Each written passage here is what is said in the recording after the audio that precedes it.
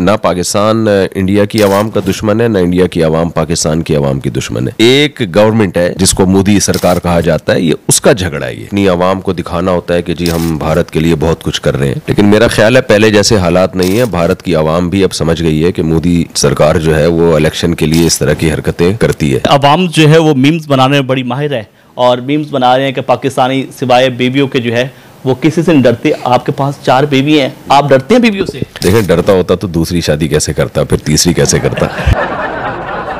भारतीय फौजी थे, वो आपको सलाम कर रहे थे, क्या बात हुई उनके साथ? खास गवर्नमेंट है जो बिला वजह अपना टाइम जाया कर रही है। इमरान खान साहब की अगर बात की जाए तो इस वक्त गिरफ्तार है, क्या कहते हैं उनकी गिरफ्तारी के बारे में? उलमाए कराम के जो प्रोटोकॉल होते हैं उन पर बड़ी तनकीद होती है। पिछले दिनों मुफ्ती तकी उस्मानी साहब के BMW के बारे में बात हुई, ये क्या बात है? मोहम्मद अली मिर्जा के साथ क्या झगड़ा है? असल में झगड़ा खत्म होता है तो फिर आप लोग दोबारा शुरू करा देते हैं।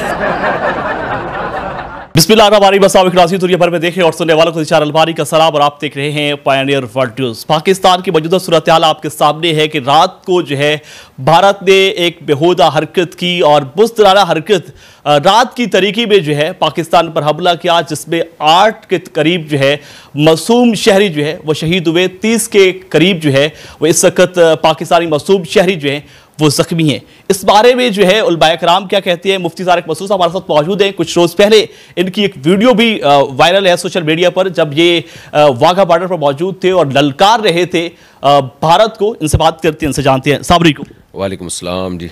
मुझसे बहुत शुक्रिया, आपने वक्त दिया। मुझे बताइएगा कि इस वक्त भारत ने जो टारगेट किया है वो मदारस को किया है, उलमाए कराम को किया है, आप क्या कहते हैं ये भारत की जो बुज़दिलाना हरकत है इस बारे में? देखें, अभी इलेक्शन होने वाले हैं अक्टूबर में बिहार में ना, तो मोदी ने ये काम पहले भी किया था। इलेक्शन से पहले इस तरह के काम किए जाते हैं। उससे ये अपनी आवाम को दिखाना होता है कि जी हम भारत के लिए बहुत कुछ कर रहे हैं, लेकिन मेरा ख्याल है पहले जैसे हालात नहीं है। भारत की आवाम भी अब समझ गई है कि मोदी सरकार जो है वो इलेक्शन के लिए इस तरह की हरकतें करती है। तो इस काम से मोदी की सियासत को नुकसान होगा।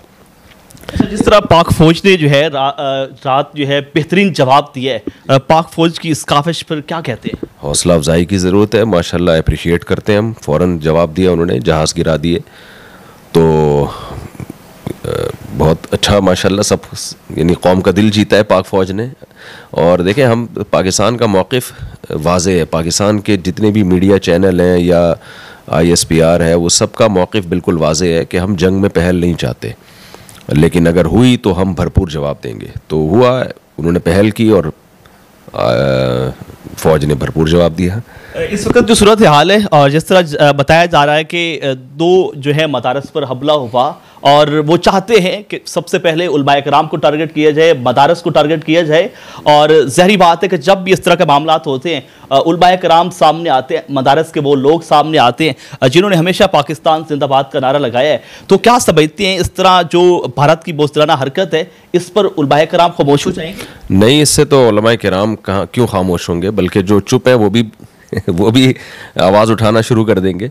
मैं यही अर्ज़ कर रहा हूँ ना कि मोदी सरकार एक ऐसे काम की तरफ सरकार चल निकली है कि जिससे मोदी की अपनी साख पूरी दुनिया में और ख़ुद इंडिया में, भारत में ख़राब हो रही है। तो आपने मदरसों को टारगेट बना दिया, आपने निहत्ती आवाम को, बच्चा भी एक शहीद हुआ है, छोटा मासूम बच्चा। तो ये कौन? एक तरफ मोदी कहता है कि भारत बहुत पावरफुल ताकतवर मुल्क है, तो क्या ताकतवर मुल्कों के ये काम होते हैं कि आप मिसाइल दागें एक मासूम बच्चों पे और मदरसों पे? तो इससे पूरी दुनिया में मैं समझता हूँ भारत की बदनामी होगी। कुछ रोज़ पहले आप वाघा बॉर्डर पे गए, आपकी वीडियो भी सोशल मीडिया पे चल रही है। मुफ्ती अब्दुल साहब आपके साथ मौजूद थे और वहाँ पर जो आपका मौक़िफ़ था बड़ा मजबूत था। क्या आपके मौक़िफ़ के बाद भारत डरा है, उसकी वजह से ये सारा कुछ हो रहा है? नहीं, भारत मेरे मौक़िफ़ की वजह से नहीं डरा होगा। भारत तो जो उन्होंने देखें करना था वो तो, हमने जो अपना मौक़िफ़ बयान किया वो पहले दिन से यानी वाज़े है। वो मौक़िफ़ ये है कि ना पाकिस्तान इंडिया की आवाम का दुश्मन है, ना इंडिया की आवाम पाकिस्तान की आवाम की दुश्मन है। ना मुसलमान हिंदू का झगड़ा है ये, ना ईसाइयत का, ना ये सिख का। ये झगड़ा एक गवर्नमेंट है जिसको मोदी सरकार कहा जाता है, ये उसका झगड़ा है। ये मदूद भाई आपके साथ होते हैं। ये इंडिया पाकिस्तान का झगड़ा नहीं है, ये इंडिया पाकिस्तान का झगड़ा नहीं है, ये एक गवर्नमेंट का झगड़ा है। तो और ये बात अब इंडिया की आवाम भी समझ गई है। ठीक है, मीडिया तो हुकूमतों के कंट्रोल में होता है, वो तो भरपूर तरीके से पूरी बात नहीं कर सकता, लेकिन आवाम भी वहाँ की समझ गई है और कि ये एक ख़ास शख्स का झगड़ा है। तो हम तो गए थे अपने यानी फ़ौजियों का हौसला बुलंद करने कि अगर वहाँ से पहल होती है तो फिर हम पूरी आवाम, मैं अकेला क्या, सारे सबका यही जज्बा है, तो पूरी आवाम कौम के साथ है इंशाल्लाह, फ़ौज के साथ है इंशाल्लाह। अब्दुल मदूद भाई आपके साथ थे और एक वीडियो में देखा जा रहा है कि आप हाथ हिला रहे हैं और कहने वाले तो ये कह रहे हैं कि जो भारतीय फौजी थे वो आपको सलाम कर रहे थे, क्या बात हुई उनके साथ?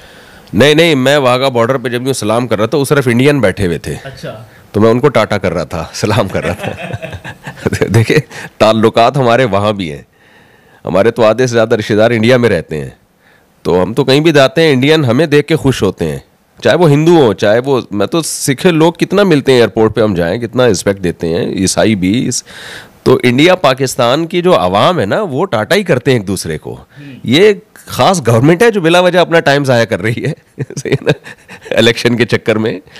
तो वैसे ही जब मेरी इंडियन पे नज़र पड़ी, मैंने कहा अच्छा लगा मुझे। तो फैंस हर जगह होते हैं, तो वो टाटा उधर के बॉर्डर को मैं कर रहा था। मतलब वो भी आपके फैन निकले? अब निकले कि नहीं निकले, फैन हैं, वो तो हैं, लोग सुनते हैं, सब लोग